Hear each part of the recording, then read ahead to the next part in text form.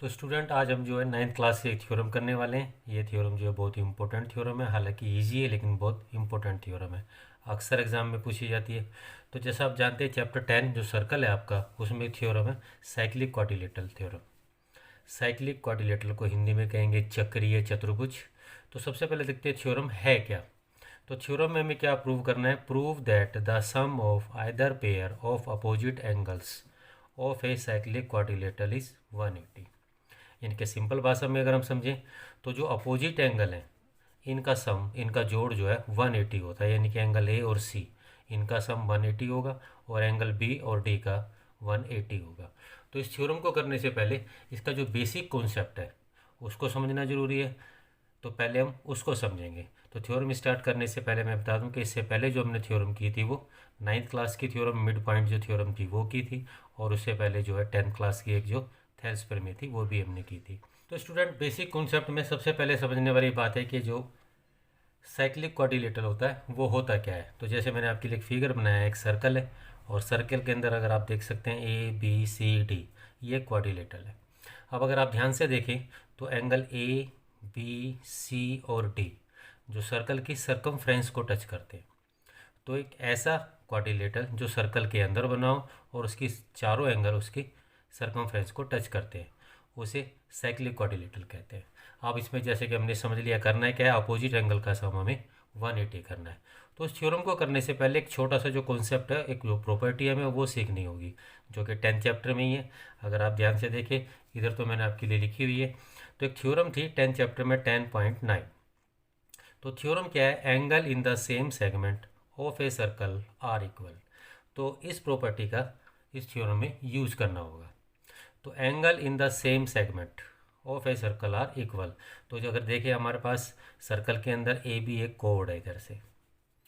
अब इस कोड के ऊपर जो एंगल बने हुए तो हम देख सकते हैं एक एंगल है हमारा ए डी बी, ये वाला जो एंगल है, और दूसरा एंगल यहाँ से आप देखेंगे तो ए सी बी। तो आपकी हेल्प के लिए मैंने रेड कलर से दोनों को दिखाया होगा। तो ये दोनों एंगल जो हैं सेम कोड पे बने हुए हैं, तो ये दोनों एंगल इक्वल होंगे। ये थ्योरम जो है प्रूव करती है। और अगर इसी तरह से अगर हम इसको चेंज कर लें तो अब हमारी कोड हो जाती है बी सी। तो ये जो हमारी बी सी कोड है, इसमें अगर हम देखें तो हमारा एक एंगल है बी ए सी, जो मैंने ग्रीन कलर से दिखाया है, और इस तरफ से देखें तो बी डी और सी। तो ये जो ग्रीन कलर के दोनों एंगल है ये दोनों सेम होंगे, क्योंकि सेम कोड पे बने हुए हैं बी सी पे। ये इस तरफ से भी और इस तरफ से भी, तो चारों तरफ से प्रूव हो सकता है। तो हम इसको दो तरीके से प्रूव कर सकते हैं। पहला, अगर आप स्टेटमेंट देखें तो हमें क्या प्रूव करना है, तो हमें प्रूव करना है angle A plus angle C 180 और एंगल बी और एंगल डी 180। अब इस स्टेटमेंट को प्रूव करने के लिए स्टूडेंट आप जानते हैं कि 180 लाना है हमें स्टेटमेंट के हिसाब से। तो 180 कैसे आता है, तो 180 या तो हम ला सकते हैं इसको angle sum property of A triangle. जैसे आपने 7th 8th क्लास में पढ़ा है, कोई भी जो ट्राइंगल होता है उसके तीनों कोनों का जोड़ 180 होता है। तो ये जो प्रॉपर्टी इसको हम कहते हैं angle sum of A triangle 180 होता है। या तो इससे आएगा क्योंकि स्टेटमेंट में 180 है, या फिर दूसरी स्टेटमेंट जो है angle sum of a quadrilateral 360। Quadrilateral के जो चारों एंगल होते हैं उनको जोड़ने पे हमेशा 360 आता है।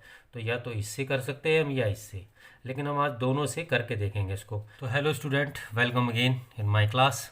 तो जैसे कि आप जानते हैं मैं हूं प्रमोद राजपूत, और आप देख रहे हैं राजपूत एजुकेशन चैनल। तो स्टूडेंट अभी आपको मैंने जो बेसिक कॉन्सेप्ट है वो क्लियर किया। तो चलिए अब थ्योरम स्टार्ट करते हैं। तो थ्योरम में सबसे पहले, जैसे मैं आपको पहले भी बता चुका हूँ, सबसे पहले हम लिखते हैं गिवन। तो यानी कि थ्योरम में क्या दिया हुआ है, सबसे पहले गिवन लिखेंगे, उसके बाद जो हमें कंस्ट्रक्शन करनी है उसको लिखते हैं, और थर्ड पे टू प्रूव, हमें प्रूव क्या करना है उसको लिखते हैं। हाँ तो स्टूडेंट जैसे कि थ्योरम में हम करते हैं, सबसे पहले जो है गिवन होता है। तो गिवन में मैंने लिखा है A B C D is a quadrilateral. तो जैसे मैंने फिगर बनाया हुआ है ए बी सी डी, ये क्वाड्रिलेटरल है जो कि साइक्लिक क्वाड्रिलेटरल है। उसके बाद कंस्ट्रक्शन में हमने ए सी और बी डी को ज्वाइन किया। ए सी और बी डी दोनों जो है डायगनल है। अब जो प्रूव करना है हमें angle A plus angle C 180 और same as angle B and angle plus angle D 180। तो ये दोनों अपोजिट एंगल है, 180 सम लाना है। तो जैसे मैंने आपको बताया था 180 हमें स्टेटमेंट में लाना है लास्ट में। तो इसके लिए हम angle sum property of A triangle उसका यूज़ करेंगे। तो सबसे पहले हम देखते हैं इसमें बेसिक जो है हमारी जो यहाँ पे अगर फिगर में आप देखें कोड AC है, AC पे दो एंगल है, मैंने आपके लिए नंबर लिख दिए ताकि आपको लिखने में सुविधा हो। तो एक एंगल जो है यहाँ से ADB, जिसको मैंने थर्ड लिखा है, और दूसरा सेकंड, ये दोनों एंगल इक्वल होंगे। तो सबसे पहले इसी से स्टार्ट करते हैं, इसी को हम लिख लेते हैं सबसे पहले। तो एंगल 3 इक्वल होगा एंगल 2। तो एंगल 3 और 2 ये दोनों इक्वल होंगे क्योंकि सेम कोड पे बने हुए हैं। इसी तरह से दूसरी स्टेटमेंट लिख सकते हैं। तो दूसरी में हम क्या लिखेंगे, तो दूसरा हमारा है एंगल 4 और एंगल फर्स्ट। तो अब जैसे हमने इसमें यहाँ पे लिखा है एंगल 3 और 2 ये दोनों इक्वल होंगे, इसी तरह से अब यहाँ से लिखेंगे हम angle 4 is equal to angle 1। अब इसको लिखते समय थोड़ा सा हमें ध्यान देना है। तो ध्यान क्या देना है, जैसे हमने यहाँ के ऊपर 3 और 2 लिखा है, ये दोनों इक्वल है, इसी तरह से 4 और 1। तो 4 और 1 लिखा है, इसको हम 1 और 4 भी लिख सकते थे, लेकिन हमें ये फोकस करना है थोड़ा सा, क्योंकि इनको जब हम जोड़ेंगे प्लस करेंगे तो 3 और 4 को प्लस करेंगे यहाँ पे, तो 3 और 4 को प्लस करके हमारा पूरा एंगल D बन जाएगा। और 2 और 1 को अगर हम प्लस करेंगे तो ये ट्रायंगल जो हमारा ABC है इसके अंदर के दोनों एंगल है। तो इस तरह से हमें इसको लिखना है, तो ये ध्यान रखना है। अब ये दोनों एंगल इक्वल क्यों है, तो इसके पीछे हम कारण लिखेंगे। इसको हम लिखते हैं सबसे पहले फर्स्ट, ये हमारी फर्स्ट स्टेटमेंट होगी, और ये सेकंड। अब इसके पीछे जो कारण लिखना है हम कारण लिखेंगे थ्योरम। तो थ्योरम 10.9 ये रीजन है, इसके कारण हम दोनों एंगल बराबर कर रहे हैं। अब इसमें क्या हुआ, इन दोनों को अब जोड़ें, तो by adding first and second, तो इसको हम ऐड करते हैं by adding first and second. तो फर्स्ट और सेकंड को अगर हम जोड़ें तो सबसे पहले हमारे पास है एंगल 3 प्लस करेंगे हम एंगल 4 से, क्योंकि 3 और 4 इन दोनों को प्लस करेंगे तो जैसे आप फिगर है मैं आपको दिखा देता हूँ, और अगर 3 और 4 को हम प्लस करेंगे तो ये एंगल 3 है हमारे पास, ये 4 है, इन दोनों को प्लस करेंगे तो हमारा पूरा एंगल D आ जाएगा। इसलिए हम इन दोनों को साथ में लिखेंगे। अब इक्वल, अब इसमें हम यह एंगल 1 प्लस में एंगल 2 लिखेंगे। तो 1 जो 2 जो लिखेंगे हमारा ये 1 है और ये 2 है। अब ये जो ट्रायंगल है हमारा ABC इसके अंदर के दोनों एंगल हैं, तो हम इस तरह से इसको लिखेंगे, दोनों को हम जोड़ सकते हैं। अब जोड़ने के बाद हमें क्या करना है, जो angle sum property of triangle है वो इस्तेमाल करेंगे। अब जैसे देखिए इस ट्रायंगल है ABC, इसमें दो एंगल हो गए, अगर हम तीसरा एंगल भी ले लें तो हमारा सम जो है 180 हो जाएगा। तो ये जो एंगल है इसको हम दोनों साइड जोड़ सकते हैं।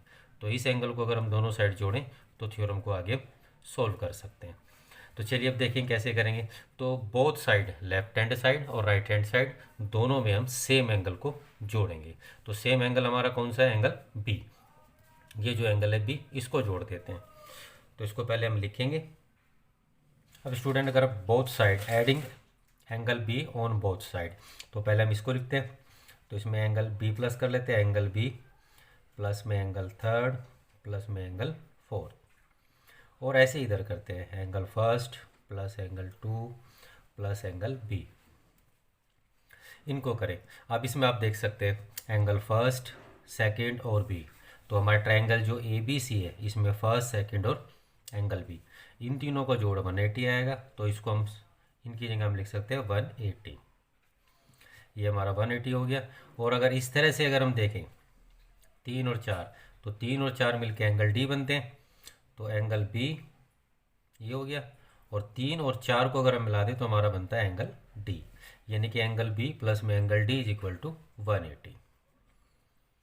तो ये प्रूव्ड हो गया। तो इसी तरह से हमारी जो दूसरी स्टेटमेंट है जो हमें प्रूव करनी है, तो दूसरी स्टेटमेंट क्या है हमारी, A प्लस C 180। तो इसको भी हम ऐसे कर सकते हैं। तो angle A plus angle C is equal to 180, इसको भी सेम लिख सकते हैं। तो स्टूडेंट देखिए कितनी सिंपल थ्योरम है।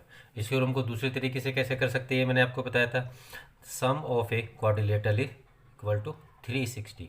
तो इसे उससे भी प्रूव किया जा सकता है। तो चलिए अब उससे स्टार्ट करते हैं इसको। चलिए स्टूडेंट, अब इसको दूसरे तरीके से देखते हैं थ्योरम को। तो थ्योरम में सबसे पहले फिगर देखते हैं हम। तो जो फिगर है उस पर मैंने एंगल नंबर डाल दिए हैं आपके लिए। जैसे अगर ए बी बेस है तो इसमें ये 2 एंगल हो जाते हैं 5, इधर से आप लेंगे तो 8 और इधर से 5। इस तरह से 1 2 3 4 5 6 7 और 8 इस पर मैंने नंबर डाल दिए ताकि आपको आसानी हो जाए। अब हम क्या लिखेंगे, जैसे गिवन, उसके बाद टू प्रूव। अब प्रूफ में हमें क्या करना है, 5 और 8 एंगल इक्वल होंगे। तो अगर आप यहाँ देखें ए बी को अगर आप कोड ले लें तो 5 और 8 इक्वल हो जाएंगे। इसी तरह से अगर आप 1 और 6, तो अगर आप बी सी को ले कोड, तो बी सी को लें तो इधर से 1 और इधर से 6 ये दोनों एंगल इक्वल हो जाएंगे। अब इधर से अगर आप सी डी को ले लें तो सी डी में जो एंगल 2 एंड 4, तो इसके हिसाब से यहाँ से ये वाला 2 ये एंगल और इधर से लेंगे तो 4। इसी तरह से 7 और 3, अगर आप ए डी को बेस ले लें तो इधर से आपका एंगल जो है 3 और उधर से 7 ये इक्वल हो जाएंगे। तो ये मैंने पहले ही आपके लिए लिख के रखा हुआ है। Angle 5 is equal to 8, 1 6, angle 2 equal 1 angle 4 और एंगल 7 इक्वल टू एंगल 3। तो angle in the same segment are equal, तो इसके पीछे का कारण हो गया, हम यहाँ पे इसको नंबर डालते हैं। अब हम ये जानते हैं कि क्वाड्रिलेटरल के जो सभी एंगलों को जोड़ दे तो 360 आता है। तो इसके बाद हम इसको इस तरह से लिख सकते हैं, एंगल 1 2 3 4 और उसके बाद 7 8 5 6, यानी कि सारे एंगल अगर हम लिखें तो फिगर के हिसाब से अगर हम इसको लिखें तो उस हिसाब से मैंने लिखा हुआ, जैसे एंगल फर्स्ट, फिर सेकंड, फिर नीचे वाला थर्ड एंड फोर्थ। उसी तरह से फिर यहाँ से लिया मैंने 7 और 8 और इधर से 5 और 6, यानी कि सभी एंगलों को हम जोड़ दें तो इक्वल करके हम लिख सकते हैं 360।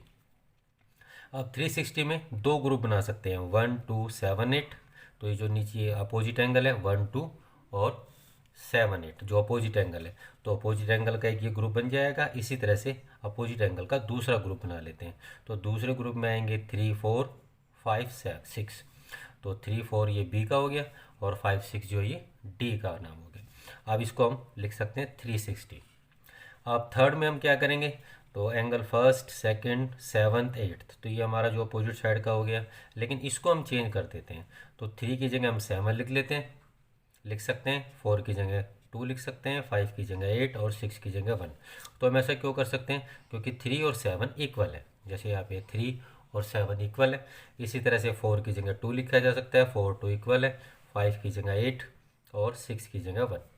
तो इसको करने से क्या होगा, हमारे जो एंगल है इक्वल हो जाएंगे, 1 2 7 8।